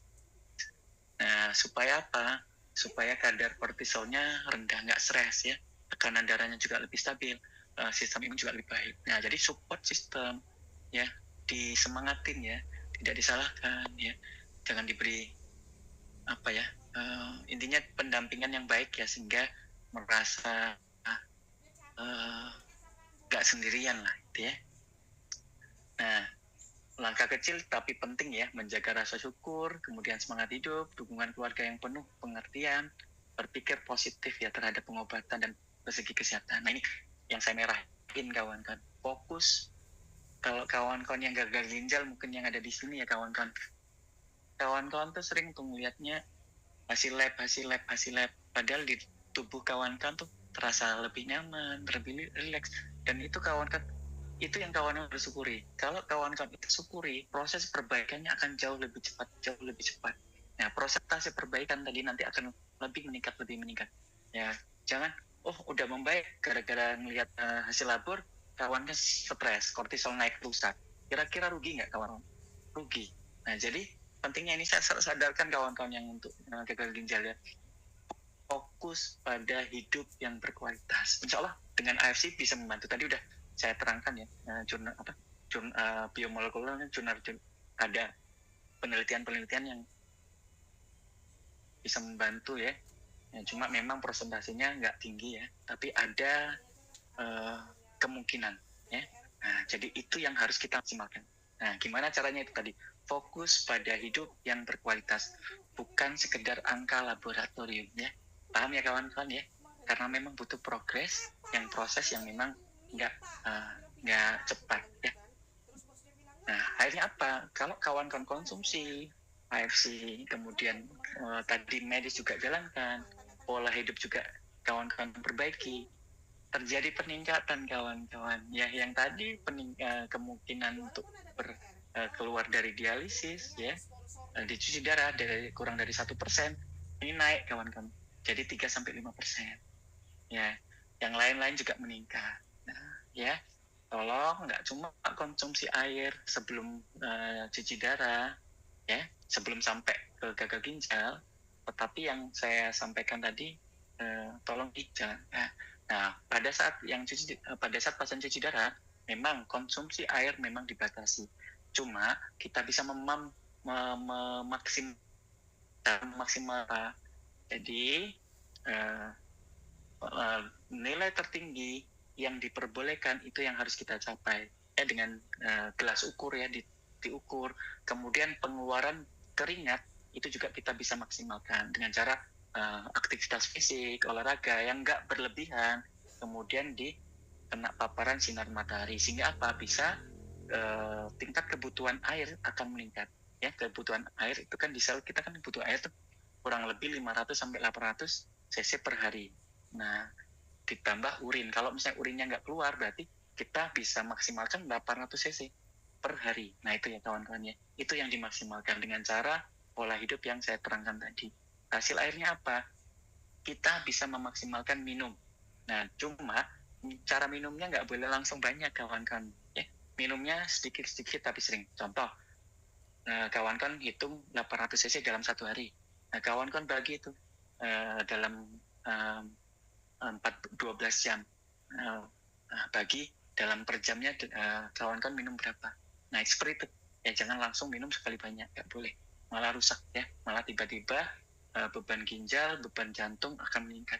Jadi minum, kalau gagal ginjal, minum sedikit-sedikit ya. Dan teratur ya. Oke. Nah, mungkin itu kawan-kawan yang bisa saya sampaikan. Ya, jaga makan garam, jaga makan gula, karena itu penyebab utama kerusakan ginjal. Mungkin itu yang bisa saya sampaikan, Mas Angga. Kita bahas di tanya jawab. Mungkin agak panjang ya, materinya tuh spesifik banget, di medis banget. Ya, mudah-mudahan sih kawan-kawan nggak bosan ya. Tapi mungkin di pembahasan selanjutnya, mudah-mudahan aku diberi kesempatan. Nah, saya akan bikin rangkuman yang lebih mudah. Cuma yang pertemuan awal saya tunjukkan potensi AFC berapa prosentase kesembuhan, berapa gimana cara memaksimalkan persentase itu. Ya, jadi kemungkinan dan harapan tetap timbul. Tapi ingat, ya saya ingatkan lagi, jangan terpaku dari hasil laboratorium. Kalau gagal ginjal, jangan terpaku. Tetapi kawan-kawan lihat fisiknya, ya kualitas hidupnya. Nah, kualitas hidupnya, oh dok masih cuci darah, oh dok HB-nya masih rendah, oh dok ureum creatinine masih tinggi, oh dok EGFR-nya masih berapa persen. Nah, jangan nanti kalau kawan-kawan terpaku itu stres, nggak boleh. Nah, dengan memperbaiki pola hidup, kawan-kawan konsumsi AFC, subbarasi dan infusi secara rutin dan teratur ya. Nah, kemudian kualitas hidup akan meningkat.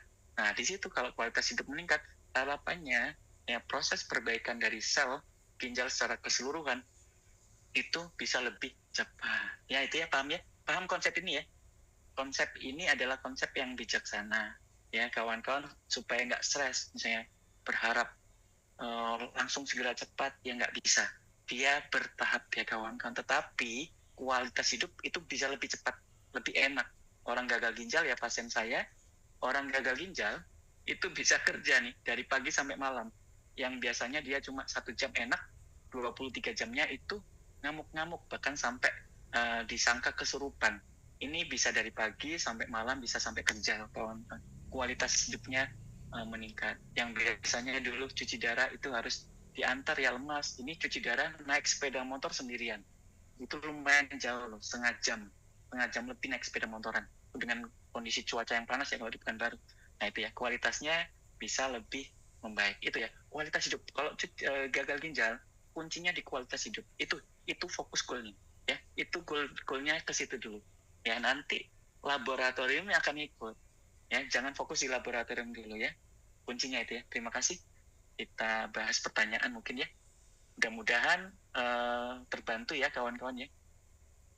Oke, kita mulai sekarang kawan-kawan silakan ketik pertanyaan ya. Kita mulai pertanyaan.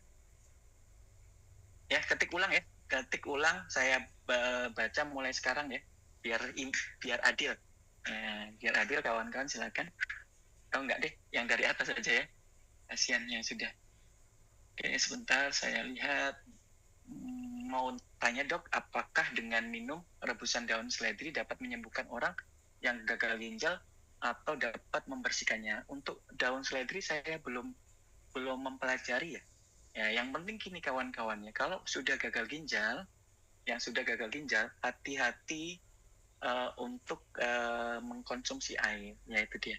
Yang penting yang dijaga adalah kerusakan ginjal atau inflamasi kronik itu bisa distabilkan. Kalau misalnya inflamasi kroniknya terus-menerus terjadi, ureum kreatinnya racunnya itu tinggi terus ya, nggak kawan-kawan terapi, akhirnya kerusakannya makin progresif, makin tinggi ya.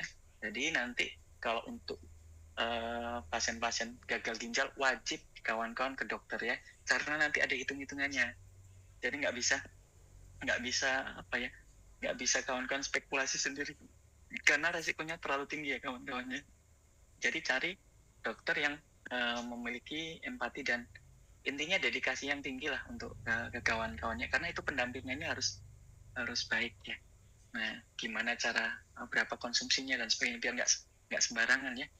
Nah, jadi memang untuk pasien gagal ginjal itu wajib konsultasi ke dokter ya, karena pemantauannya itu harus rutin ya, nggak boleh sendirian kawan-kawan terapi. Nah, tapi kalau dari sisi seledri, ya kalau tumbuh-tumbuhan ingat kan dia ada antioksidannya. Cuma saya nggak bisa menakar antioksidannya ini apakah cukup, apakah kurang, apakah berlebihan. Nah itu ya, kalau yang ada referensi yang cukup silakan ya, yang penting nggak berlebihan. Oke. Bagaimana dengan diagnosa dokter Aki? Nah, kalau Aki itu akut ya, akut itu bisa sembuh sempurna. Yang penting penanganannya cepat, tepat dan akurat. Nah tadi Aki kan disebabkan oleh 3 tempat ya, prerenal, renal dan postrenal. Prerenal itu yang masuk ke ginjal dikit, kayak dehidrasi ya, kayak gagal jantung ya. Nah kemudian kalau di renal ada infeksi ya, ada radang ginjal ya, ada glomerulonefritis. Nah kemudian pos renal ada sumbatan dari yang keluar urin itu tersumbat yang kayak batu. Nah itu ya. Nah segera tanganin penyebabnya bisa pulih sempurna ya kalau untuk akut kidney injury ya atau gagal ginjal akut. Dok kalau udah dok kalau udah lama nggak dikeluarin nggak ada astagfirullahaladzim. Bisa protal atau kanker nggak dok? Saya ya lucu Mas Setiawan nggak ya? Nggak.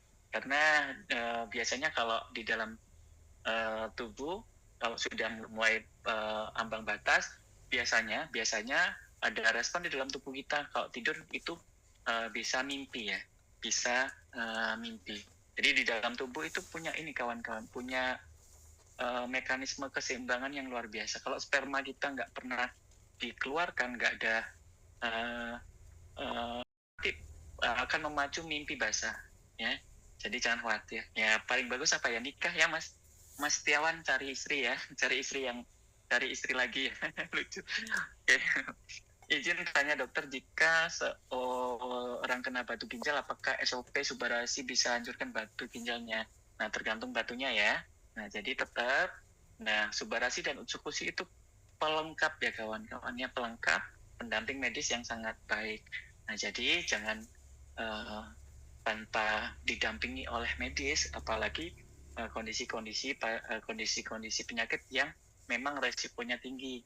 Nah resikonya tinggi maksudnya apa kalau terlambat bisa makin rusak itu yang resikonya tinggi. Jadi kawan kan harus evaluasi dengan medis ya supaya bisa terpantau baik nanti dari gejala maupun dari hasil labornya ya, hasil dari pemeriksaan penunjangnya baik ronsen dan lain MRI, CT scan dan sebagainya ya. Jadi intinya bisa ya, cuma harus didampingi dengan medis ya. Jadi bisa terpantau dengan baik. Kalau misalnya kurang kuat Subarasi dan Utsukushinya akan berbahaya. Jadi gimana dok supaya nggak berbahaya? Ya dari awal sudah kombinasi dengan medis ya, AFC itu menyempurnakan. Assalamualaikum dok, izin tanya, suami di empunya ada benjolan terus di urinnya tinggi, apakah bisa diperbaiki sama nutrisi Subarasi? Nah itu tadi ya sudah saya sampaikan ya, perbaikannya itu menyeluruh, tapi ingat ya kondisi tubuh. Nah ditambah pola-pola hidup yang lain. Ingat kalau empedu itu berarti garam ya. Nah garam dan lemak ya, garam empedu. Nah konsentrasi antara garam empedu dan air itu konsentrasinya jelek ya. Nah, garamnya lebih banyak daripada airnya ya di empedu ya, sehingga gampang terjadi batu. Nah dipacu dengan kita makan minyak bersantan, dicetuskan lagi dengan kita kortisol naik ya, dengan stres. Nah itu ya, lemak naik, kurang minum, tambah stres ya, konsumsi lemak tinggi, kurang minum ya, kemudian stres ya. Nah itu cepat. Nah jadi gimana dok? Nah itu ya, suaminya ingat nggak boleh stres ya, sakit boleh ya, tapi ingat kalau stres ya nanti makin berat. Nah ingat ya kemarin di live Instagram gimana sih cara hilangkan stres dok? Yang pertama kita bersyukur ya, kita sebutkan satu persatu kebahagiaan yang masih kita rasakan ya. Yang kedua kita maafkan ya, memaafkan orang yang mungkin salah sama kita, baik misalnya orang tua, anak, tetangga, pasangan ya, maafkan gitu. Sehingga rilis tuh. Kalau kawan kan bisa rilis, stres hilang, kawan kan tuh mungkin bulu kuduknya nanti akan berdiri teng gitu tuh. Coba kawan-kawan tuh dicermati ya, dalam hati kawan-kawan, setiap pagi kawan-kawan sebutkan kayak contoh, ya Allah terima kasih saya alhamdulillah punya anak. Banyak orang di luar sana mengidam-idamkan anak ya, nggak dapat. Alhamdulillah anak saya sehat, nggak kayak yang di rumah sakit ya, ada yang cacat, yang ada kelainan jantung bawaan, ada yang di ICU. Ya Allah terima kasih. Nah itu caranya seperti itu kawan-kawan, sebutkan satu-satu. Otak itu punya lucu ya, dia tuh bisa menggerakkan hormon, bisa menyuruh sel-sel yang ada di dalam tubuh kita dengan sugesti kawan-kawan, dengan kepercayaan. Kalau kita nggak percaya, selesai. sel itu akan nolak. Nah itu ya, dengan kawan-kawan nanti rilis, kemudian kawan fokus sembuh, insya Allah jauh lebih bagus. Sehingga yang suaminya empedu tadi ya, karena empedu juga bisa disebabkan stresor tinggi, kortisol naik ya, jadi hindari stres yang utama. Kemudian hindari minyak, hindari garam. Nah gula juga bisa ya, karena gula itu kalau terlalu tinggi juga bisa meningkatkan radikal bebas, sehingga bisa merusak lemak ya. Oke. Nah, jadi ya bisa, tapi tetap ya didampingi dengan medis ya, Bu Ahin ya. Rasti dok, apabila pasien cuci darah yang disebabkan autoimun, apakah ada kemungkinan besar bisa sembuh dengan terapi subat dan nusuk? Insya Allah ya. Yang penting gini ya, ingat ya, autoimun kalau kurang dari 3 bulan diterapi ya, gagal ginjalnya kurang dari 3 bulan diterapi terus ya, kemungkinan akan baik ya. Tapi kalau udah kerusakannya udah besar ya, udah lebih dari 3 bulan ya, banyak yang rusak, itu juga bisa sembuh, cuma butuh waktu. Intinya penyebabnya harus segera dihilangkan autoimunnya ya. Dan ingat, subarasi dan utsukushi juga bisa memulihkan dari autoimun. Nggak cuma nanti mengobati ginjalnya, meregenerasi ginjalnya, juga memperbaiki atau membantu dengan membantu penyakit autoimunnya. Tapi tetap ya kombinasi dengan medis ya, karena itu tadi ibaratnya gini loh kawan-kawan ya, saya terangkan. Ada hutan 100 hektar ya, hutan 100 hektar. Nah, kebakaran itu sampai 50 hektar. Nah, kebakarannya ini masih berlangsung. Ibaratnya kebakaran itu adalah penyakit tubuh kita. Kemudian hutan yang masih ada itu sel tubuh kita yang masih sehat ya.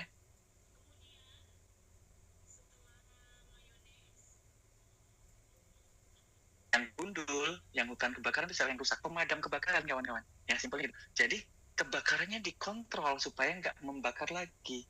Nah kalau misalnya kebakarannya terus menerus, memulihkan yang gundul, hutan yang gundul itu lebih lama lagi ya. Jadi dikontrol kebakarannya, di stop, sehingga memberi waktu hutan yang gundul itu biar dipulihkan lagi ya. Memulihkannya adalah diri kita sendiri, dibantu dengan subarasi dan utsukushi yang udah terbukti ya, udah paten fungsinya kemarin udah banyak kita bahas, yang dia memperbaiki, meningkatkan insulin-like growth factor 1, kemudian epidermal growth factor dan lain sebagainya. Nah itu ya, jadi seperti itu. Izin bertanya dok, ini di luar topik. Ibu saya ada pembengkakan di PD, udah minum susu dan subat 3 bulan, tapi masih bengkak dan sakit. Bagaimana sebenarnya proses healing krisis dok? Nah oke. Nah jadi gini kawan-kawan, kalau sistem imun ada pasien kanker, itu memang perangnya terus menerus gitu. Jadi sistem imun itu mencegah supaya sel kankernya nggak bertambah. Itu perang setiap saat. Kan yang orang kanker kan kalau misalnya malam itu kan bisa berkeringat, demam dan sebagainya. Karena sistem imun tuh bekerja terus. Nah kadang-kadang sistem imun udah kelabakan, udah kalah. Akhirnya membesar. Kankernya, tumornya. Nah kemudian setelah konsumsi subarasi dan utsukushi, sistem imunnya pulih lagi, pasukannya nambah, akhirnya perang lagi. Nah perang, efek samping dari perang itu membengkak, memerah, kemudian kadang-kadang pecah tes, akhirnya nanti mengecil, mengerut. Nah seperti itu proses alamnya dalam tubuh. Tapi ingat ya, kalau kelainan struktural itu paling bagus memang dibantu dengan medis ya. Maksudnya apa? Ya biar cepat mungkin dilakukan pembedahan. Karena memang pembedahan itu ya bisa lebih efektif dan efisien dibantu dengan suba ya. Kalau misalnya kita andalkan AFC saja, kebutuhannya banyak banget kawan-kawan. Kalau uangnya banyak sih nggak apa-apa, tapi kalau uangnya terbatas, bagus mengkombinasikannya, lebih bijaksana. Nanti kalau misalnya dia dioperasi, operasinya juga lebih mudah karena dia sudah, harapannya sudah lebih stabil ya, sehingga mudah dioperasi. Kemudian komplikasi pada saat operasi juga bisa dikendalikan karena kualitas darahnya bagus ya, antioksidannya, inflamasi kroniknya juga sudah ditekan dan lain sebagainya ya. Nah kemudian proses pemulihannya juga lebih cepat, dan hasil akhirnya harapannya tidak kambuh lagi. Karena ingat ya, sumber tumor salah satunya ya, kanker itu di usus ya. Nah itu kan ususnya juga dibersihkan. Jadi kompleksitas pemulihannya jauh lebih sempurna jika kombinasi ya. Oke. Dok, kolesterol tinggi, gula darah tinggi, tensi juga tinggi. Oke, ini bahaya ya. Bahaya, kolesterol tinggi, gula tinggi, tensi tinggi, bahaya. Segera kontrol. Ya, Sulastri ya. Sulastri, kontrol, tolong ya. Tolong kontrol. Kontrol itu nggak cuma obat ya. Semua, stres, pola tidur, olahraga, banyak itu pola hidup semua harus diperbaiki. Mulai dari sekarang, olahraganya apa? Body mass ya. Peningkatan massa otot, lemak dan gula itu sangat bagus kalau ototnya kita besar ya. Tempat penyimpanan lemak itu bagus di otot. Gulanya itu dipakai oleh otot 70%. Nah, oke ya. Jadi jangan malas ya, maksudnya. Ya pola hidup ya, ini hati-hati. Kenapa? Resiko terhadap kegagalan ginjal itu tinggi ya. Selesai ya. Segera konsultasi ke dokter. Ya boleh konsumsi AFC-nya.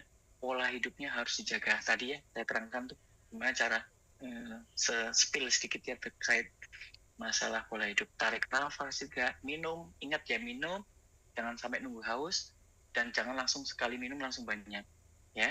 Minum sedikit-sedikit tapi sering. Dalam 1 jam kita habis 200 cc kalau yang belum gagal ginjal ya. 200 cc per jam dengan cara minumnya sedikit-sedikit, jangan sekali minum ya. Dok, apakah bapak saya sakit ginjal, sudah cuci darah 2 kali, sudah konsumsi obat usus, namun bengkak kakinya dan malas makan ya.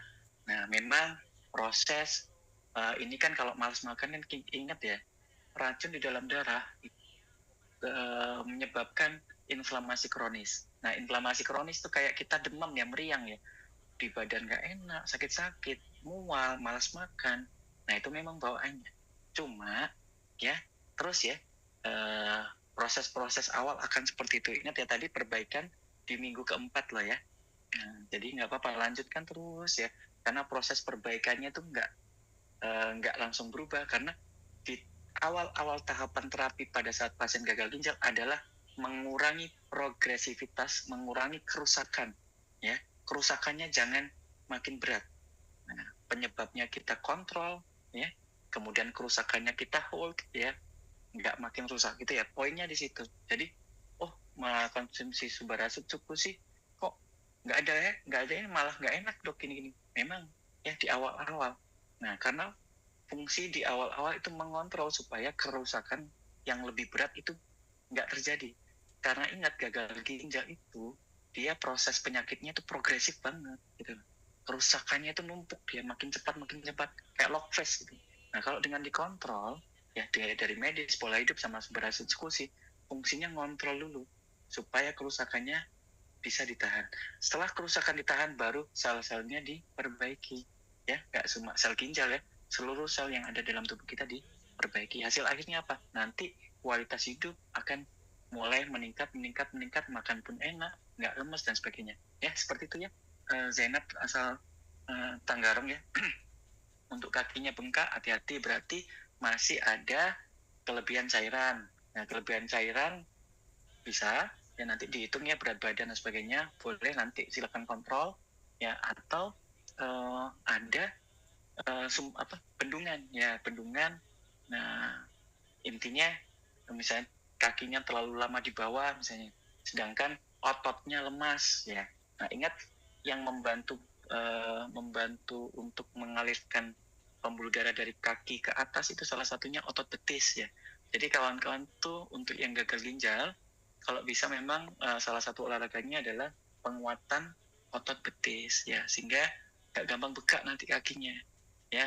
Akhirnya aliran darah dari bawah ke atas itu biar bisa bagus. Gimana dok cara latihan otot betis ya, peningkatan otot betis banyak di YouTube ya, silakan dicari ya. Nah, yang penting tidak berlebihan. Olahraga pada pasien gagal ginjal itu bertahap ya kawan, jangan langsung digas ya, nanti malah kerusakan sel ya. Kalau kerusakan sel malah urium kreatinin makin banyak ya, malah berbahaya. Dia bertahap. Dok, suami saya tidak gula, tensi juga baik, cuma asam urat naik turun. Nah, tiba-tiba drop masuk rumah sakit dan hasilnya CKD stadium 5. Wah, ya ini ya. Nah, jadi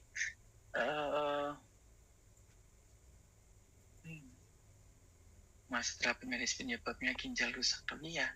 Jadi gini loh kawan-kawan, tanda-tanda ingat ya, penyebabnya memang 30-40% untuk dari hipertensi ya, kemudian dari diabetes ya. Cuma ingat kawan-kawan, ada nefrotoksik, minuman bersoda, minuman kandungan kafein tinggi, kemudian zat pengawet ya kayak makanan-makanan yang banyak MSG-nya, ciki-ciki dan sebagainya. Itu kadar garamnya tinggi kawan-kawan. Mungkin nggak langsung mempengaruhi tekanan darah, tapi merusak langsung di ginjal kawan-kawan. Akhirnya apa? Itu tadi salah satu asam uratnya ya naik turun karena ingat ya, ginjalnya juga kerjanya berarti nggak maksimal ya, harusnya normal ya, dia naik turun ya, hati-hati. Nah, jadi kalau sudah terjadi seperti ini, oke, nggak apa-apa. Ya ingat kembali ya, memperbaiki kualitas hidup, jangan pusing di hasil labor. Kalau hasil labor nanti stres. Nah, stres meningkatkan kortisol, makin banyak sel ginjal yang rusak, nggak sembuh-sembuh. Ya, jadi poinnya itu ya, memperbaiki kualitas hidup dulu. Setelah kualitas hidup itu baik, nanti hormon dalam tubuh kita bagus, regenerasi kita jauh lebih bagus nanti meningkatnya ya. Bapak saya tidak tekanan dan tidak diabetes. Oke. Dok, jika ada ginjal, ada tumor, apakah akan mengarah ke segera konsultasikan ya. Nah, kalau tumornya menghambat di saluran, ya bisa tensinya naik atau bisa tersumbat, akhirnya ginjalnya rusak. Ya, saya konsultasi ke dokter ya. Nah, kalau AFC-nya udah bagus. Selamat sore dokter. Kalau ginjal mengecil tidak berfungsi lagi, pernah cuci darah, sekarang tidak cuci darah lagi, tapi cuci dengan infus setiap 6 jam. Apa ini? Tapi cuci dengan infus setiap 6 jam, mohon penjelasannya dok, apakah konsumsi AFC bisa jadi solusi?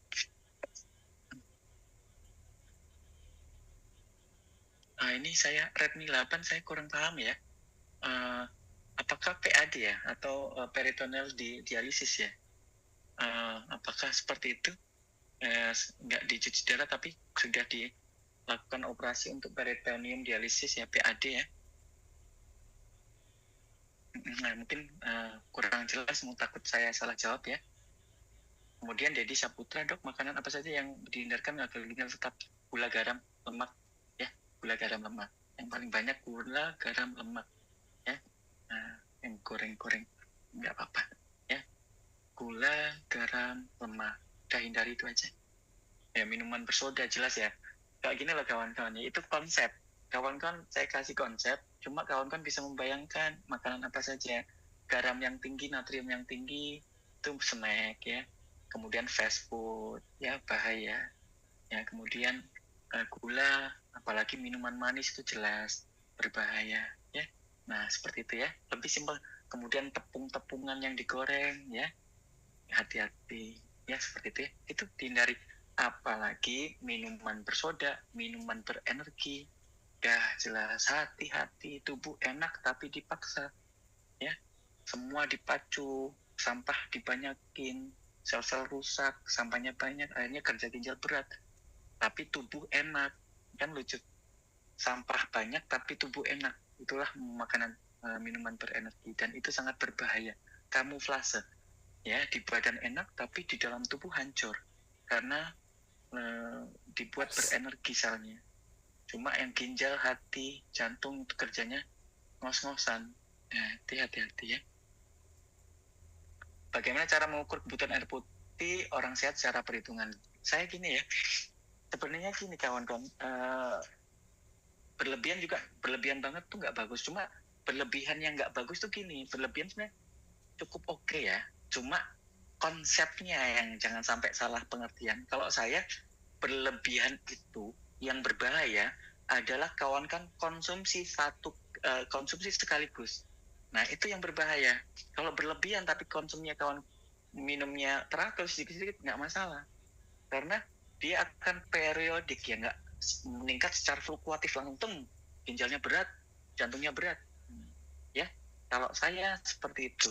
Cara menghitungnya mudah aja, nggak usah repot-repot ya. Kawan-kawan 1 gelas 200 cc ya, kalau bisa setiap jam. Nah, konsumsinya nggak langsung 1 gelas, tetapi mungkin dibagi setengah jam, setengah, nanti setengah jam, setengah. Ya, setiap setengah jam setengah gelas. Itu paling bagus. Ya, seperti itu aja. Lebih simpelnya seperti itu ya. Nah, Martina, terima kasih ilmunya. Pak Dokter, terima kasih, kembali kasih. Nah, itu ya. Kalau gagal ginjal karena kelainan bawaan ginjalnya mengecil dilakukan HD, apakah bisa membaik dengan produk AFC Suba dan USU? Diharapkan ginjal mengecil. Nah, oke, tadi ya kesempatannya 1-2%. Cuma ingat ya, kualitas hidup, bukan laboratorium. Ya, nah ini bukan dari nilai laboratorium. Kalau kualitas hidupnya bagus, nah nanti perlahan-lahan bisa diregenerasikan ya. Ya, tadi potensinya bisa sampai 5% ya. Yang awalnya nggak ada potensi, malah kalau misalnya kita nggak dicuci darah, kalau kita nggak konsumsi AFC, kalau kita nggak perbaikan hidup, ya pola hidup, itu kerusakannya makin berat tuh, progresivitasnya makin tinggi, rusak makin.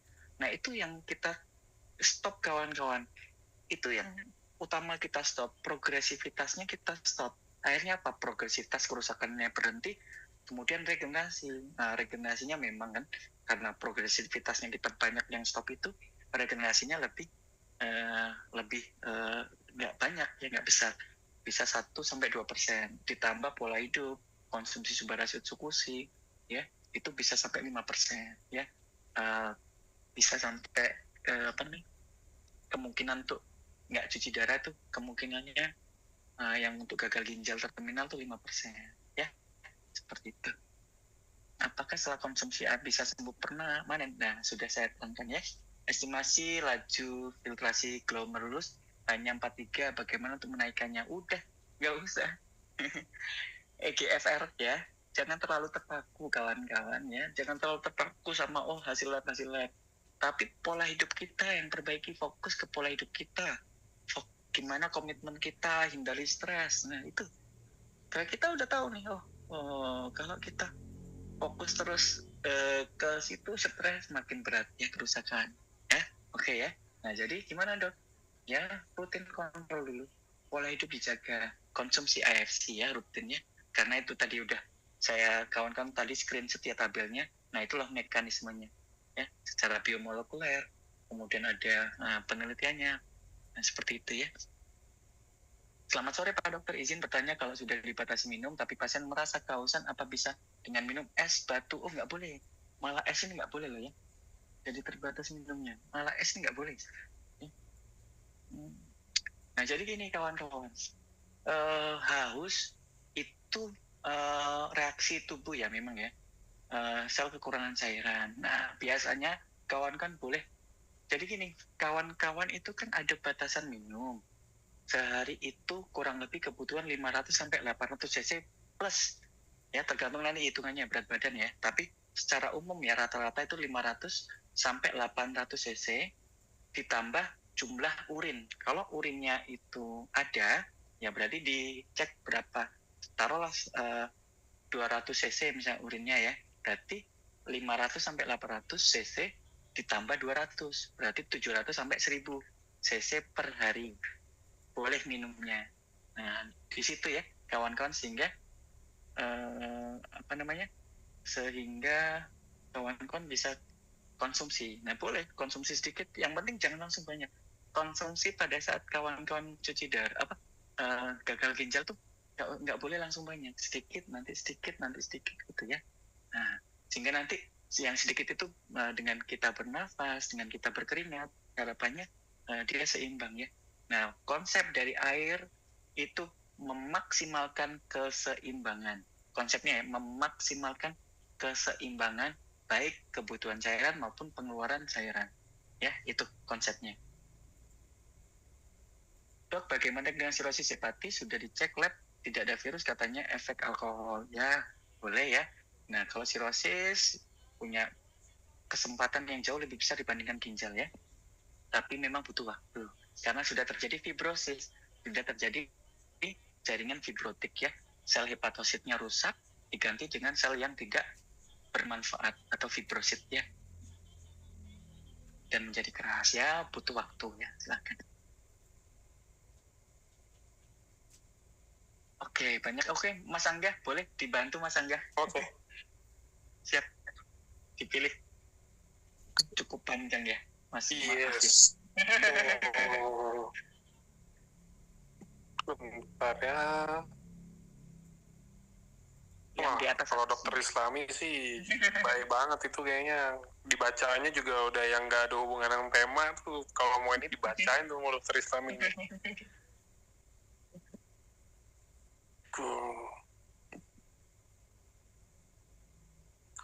Oh ini ada, dok apakah benar pasien gagal ginjal itu nggak boleh makan kacang-kacangan?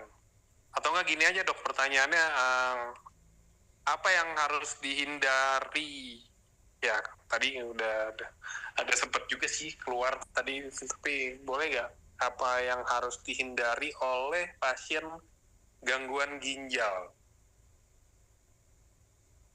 Nah, betul ya, betul. Nah, jadi yang pertama yang paling besar itu 3 ya. Gula, garam, lemak itu dikontrol. Nah, jadi dari prinsip ini kawan-kawan itu kawan-kawan harus tahu apa-apa saja ya, tiga prinsip ini, gula, garam, sama lemak. Nah, ingat banget keripik. Nah, ini kerupuk sama keripik itu paling berbahaya. Kenapa? Bikin lagi ya, snack sama kayak snack ya. Kayak snack yang ada dijual di toko-toko ya. Nah, itu tidak mengenyangkan, tapi kandungan garamnya tinggi. Itu satu tuh. Walaupun tadi emping ya. Coba kandungan garamnya tinggi lah. Kawan kan dikasih garam. Nah, udah makan terus. Nah, bahaya banget. Satu. Nah, kemudian ada makanan-makanan yang tinggi purin pirimidin. Nah, apa itu? Makanan yang tinggi asam urat, karena purin pirimidin ini akan memperberat kerja dari ginjal, yaitu tadi kacang-kacangan, emping ya. Boleh nanti intinya gini, makanan yang memperberat kerja ginjal apa-apa, silakan kawan saya cari di Google, itu banyak langsung keluar. Nah, jadi prinsipnya makanan yang nggak boleh, prinsipnya tinggi garam, tinggi gula, tinggi lemak ya. Yang terakhir boleh ya, yang nefrotoksik. Yang nefrotoksik itu bisa dari obat, bisa dari makanan yang tinggi purin pirimidin. Nah, emping juga, kacang-kacangan juga ya. Nah, apalagi purin pirimidin yang tadi yang kita sebutkan, purin pirimidin atau asam urat ya, itu biasanya kalau kawan-kawan ngomong tuh asam urat. Nah, itu ada 2, asam urat yang dari hewani, ada yang dari nabati. Yang paling berbahaya itu dari hewani. Kulit ayam, kemudian daging berlemak ya, terus kemudian apalagi ya, lupa saya, banyak ya, nanti di searching aja ya, karena belum banyak saya listnya ya untuk makanan-makanan, tetapi saya lebih fokus ke memperkuat, memaksimalkan potensi kesembuhan ya. Boleh nanti kita share ya makanan-makanan yang baik untuk kawan-kawan gagal ginjal, dan makanan-makanan yang tidak boleh pada gagal ginjal. Tapi pada prinsipnya itu ya, makanan yang kalau bisa hindari manis ya, batasi ya. Kalau saya hindari, daripada batasi nanggung, hindari ya. Kemudian garam kalau bisa dibatasi. Kalau saya hindari. Kemudian lemak itu juga dibatasi. Kalau lemak masih dibatasi ya nggak apa-apa, tapi lemak yang kita konsumsi yang lemak yang baik ya, lemak yang tidak jenuh. Nah, kemudian yang dibatasi adalah nefrotoksik ya, makanan-makanan yang merusak ginjal. Ya itu tadi, baik obat, minuman bersoda, minuman berenergi, minuman beralkohol, kemudian makanan-makanan kandungan purin pirimidanya tinggi, ya asam uratnya tinggi. Mungkin itu Mas Angga. Oke, siap. Oke, ada lagi pertanyaan, Dok. Apakah orang dengan penyakit ginjal itu langsung kelihatan saat ini, ataukah mungkin bisa di beberapa bulan atau bahkan beberapa tahun ke depan? Nah, apakah orang, kalau misalkan gini, Dok, saya paham pertanyaannya sih, kayak misalkan, kalau orang misalkan jatuh dari motor gitu ya, Dok, ya kulitnya sobek misalkan, nah aku kelihatan saat itu. Tapi kayak beda cerita dengan kayak orang orang cancer saya nggak tahu, tapi biasanya setahu saya cancer itu akumulatif. Kalau misalkan kita dari mudanya kita sering, misalkan kita dari mudanya ngerokok, makan bakar-bakaran dan lain-lain, mungkin di umur ke 40 atau ke 50 baru akan muncul itu namanya kayak vonis tentang kanker. Apakah ginjal itu sama seperti ini kah, atau ginjal itu bisa dideteksi dari awal, Dok? Baik, nah jadi gini ya kawan-kawan, cara deteksi itu yang pertama kawan-kawan sadari sejak dini ya. Kawan-kawan itu banyak minuman berenergi, kopi-kopian, terus kemudian tensinya tinggi, kemudian gula tinggi dan sebagainya, minum manis-manis. Nah itu segera cek labor ya. Nah itu dia. Kalau punya resiko yang kita pelajari dari awal sekarang, kawan-kawan silakan cek laboratorium ya, baik urium, kreatin fungsi ginjal, fungsi hati, kemudian boleh EGFR-nya, silakan. Nggak apa-apa nih untuk lebih tahu dari awal. Oke, itu ya, silakan. Nah, terus kemudian yang lebih dini lagi apa, Dok? Nah, produksi urin. Nah, kawan-kawan ingat, nah, kalau kawan-kawan sering kencingnya keruh, ya, kencingnya berdarah, misalnya kencingnya bau banget, pesing banget. Nah, disitulah hati-hati.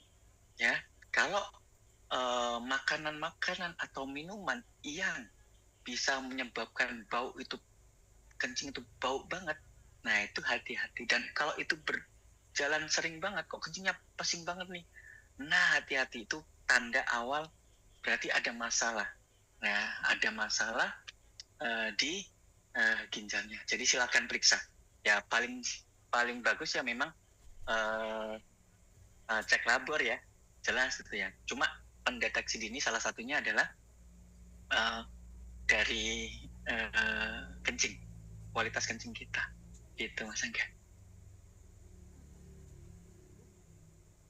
Oke, teman-teman, saya cari satu pertanyaan lagi ya, karena udah mendekati akhir ya, Dok ya. Ya, betul. Jangan marah ya, Dok ya, satu pertanyaan terakhir. Nggak apa-apa. Dengan senang hati, Mas. Oke. Kirain dokter, aduh, kalau orangnya udah seru ya, mau baca-bacain, ntar dokter sampai jam 6 nih bisa. Maaf, bacain pertanyaan doang, aduh. Nggak apa-apa. Pertanyaannya banyakan yang di luar tema, nggak apa-apa. Pertanyaan terakhir, gini aja, Dok. Pertanyaan terakhirnya itu, terakhir untuk pesan dari dokter Islami sendiri ya, untuk baik orang yang menurut dia ginjalnya masih sehat, atau yang memang sudah terbukti ginjalnya udah nggak bisa dibilang berantakan juga sih, saya nggak tahu ya, masih ada yang tahap awal baru rusak dan sampai tahap akhir udah mendekati gagal ginjal. Harus apa aja? Apakah harus jaga sebegitunya banget, atau misalkan konsumsi yang kita yakinin bener aja? Nah, yang kedua, kalau dari sisi produknya, Subarashi Utsukushi Hikari, misalkan kita mau konsumsi, baik untuk yang menjaga, mencegah, dan untuk yang lagi proses pemulihan atau bahkan udah kena gangguan ginjal, itu harus konsumsi berapa aja, Dok? Nah, saran ya. Jadi kan kita kejar-kejaran antara progresivitas dari penyakit ya. Itu yang harus kita kejar. Bahkan ginjal itu intinya dia bukan penyebab utama, biasanya dari organ lain. Ginjal itu kasihan ya, dia yang tukang sapu ya. Nah, yang lain rusak, ginjalnya dia tukang sapu. Nah, jadi kawan-kawan nggak berfokus di ginjal, tapi pengobatan AFC dan yang lain-lain ya, mengkombinasikan terapi itu nggak cuma mengobatin ginjalnya, mengobatin yang lain loh. Diabetesnya, hipertensinya, kemudian ususnya, hatinya, dan lain sebagainya. Nah, itu juga diperbaiki sehingga ginjal ini bisa lebih ringan karena dia salah satu mungkin organ yang diserang, bukan penyerangnya. Nah, itu ya. Jadi progresivitasnya harus di stop. Nah, jadi konsumsinya saya sarankan di awal minimal 2 pasang. Kalau bagus sih 3 pasang selama 1 bulan. Dok, apakah nggak berbahaya? Kan ini termasuk protein, padahal protein itu kita harus batasi. Nah, dia peptida ya kawan-kawan ya. Yang berbahaya memperberat kerja ginjal adalah protein makroprotein ya, makroprotein yang dipecah ya sehingga menjadi mikronutrien, sehingga menjadi asam amino. Pemecahan protein yang tinggi menjadi asam amino itu mengeluarkan sampah. Nah, sampah ini yang